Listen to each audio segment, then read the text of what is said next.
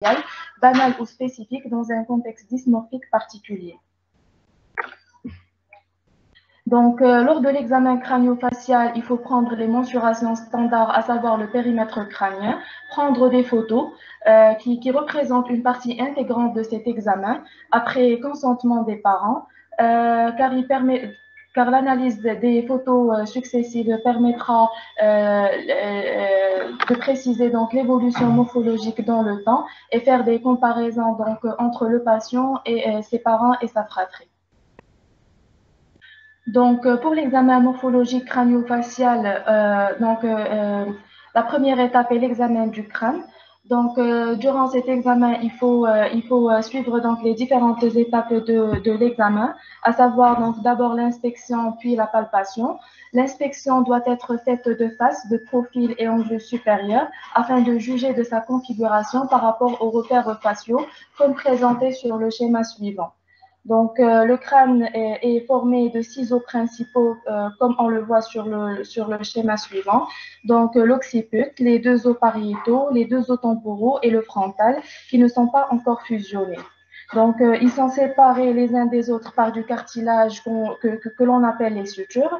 Et les points de rencontre entre plusieurs os se nomment les fontanelles. Donc, on a la fontanelle antérieure en avant et la fontanelle postérieure en arrière.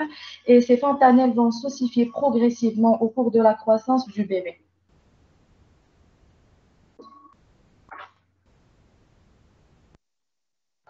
Donc, l'inspection permet d'identifier les différentes malformations telles que la plagiocéphalie, la brachycéphalie, la dolicocéphalie, donc la crâniosynostosie, donc l'encéphalocèle, l'anencéphalie. Donc, pour ce qui est de la plagiocéphalie, donc c'est une asymétrie plus ou moins importante de la boîte crânienne et qui peut être d'origine génétique ou environnementale, donc comme ce qu'on voit sur les images suivantes. La brachycéphalie est un aplatissement central de la partie arrière de la tête.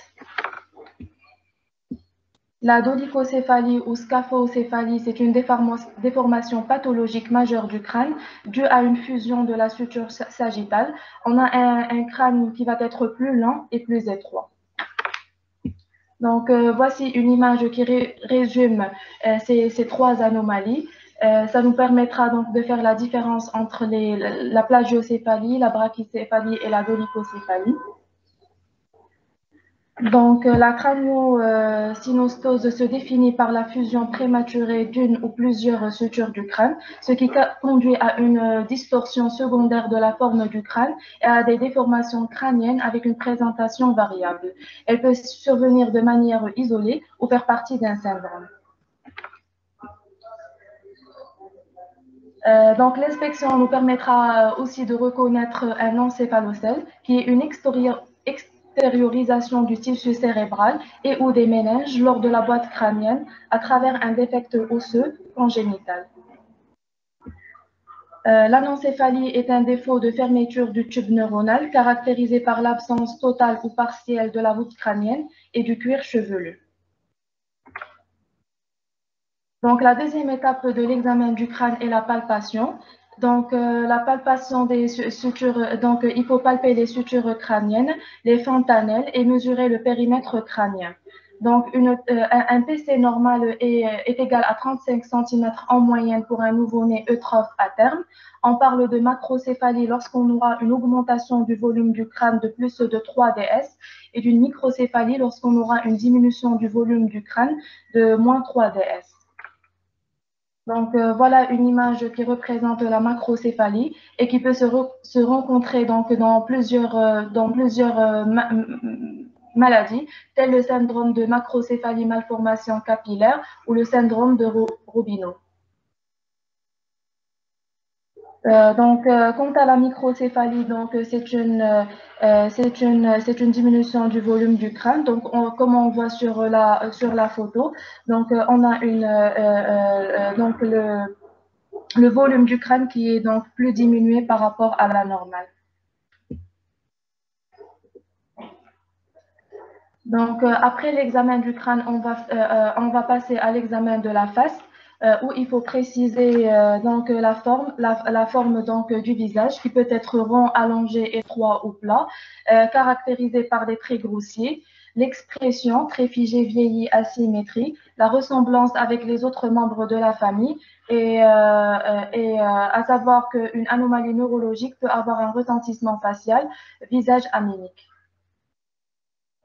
Donc, voici des photos qui représentent donc les différentes formes du visage, rond, allongé et asymétrique.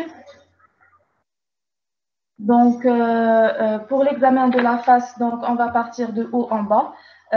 Pour le front, donc, il faut préciser s'il est normal, bombé ou fouillant, comme on voit sur la photo suivante.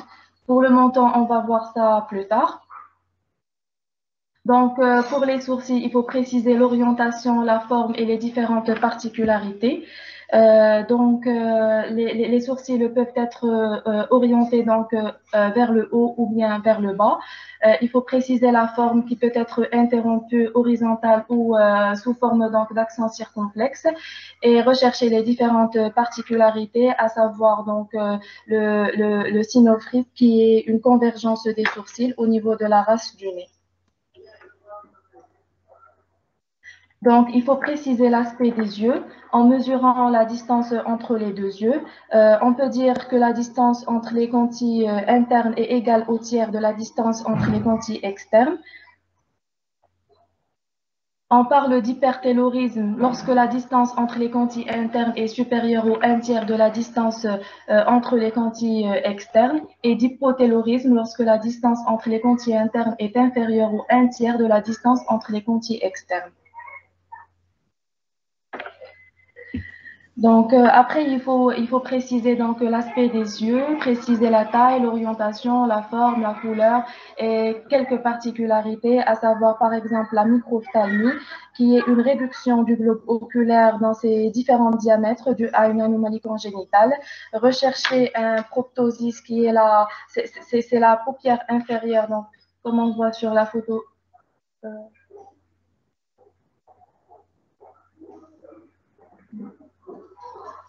Donc, c'est la paupière inférieure qui tombe et on voit la sclérotique en dessous de l'iris. Et en général, ça s'accompagne d'une exophthalmie. On va voir l'image plus bas.